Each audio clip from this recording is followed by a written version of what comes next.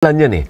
Anong game plan ng administrasyon? Well, ang game plan nila ay gusto nilang makonvict si Inday Sara Then? before June 30 para magkaroon ng bagong vice presidente. Before June 30? Di ba malapit na yun? Kaya ba? May oras ba? Kaya nga pinupwersa nila na dapat magkaroon na ng impeachment court ang Senado. Mag-convene into an impeachment court at aapurahin nila yan before June 30 magkaroon ng judgment of conviction para mapalitan ang vice presidente at kung sino man ang ilagay nila dyan ay may lamang kung election sa 2028. At iyon ang hindi natin basta-basta papayagan. Kasi nga, ito ang dahilan kung bakit nabuwag yung unit team. Ang mga Duterte kasi, ang sumusuporta mga ordinaryong tao, masang Pilipino. Silang sumuporta sa kanya noong 2016. At iyon ang sumusuporta kay VP Inday Sara rin. Sila rin ang nagluklok sa kanya vice presidente. Pero ang sumusuporta dito sa Pangulo, ay ito yung mga oligarchs. Alam naman natin yon.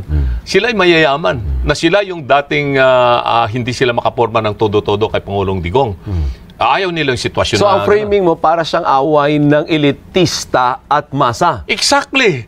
Exactly. Yun ang totoo niyan. Away ito ng elitista at ang masang Pilipino.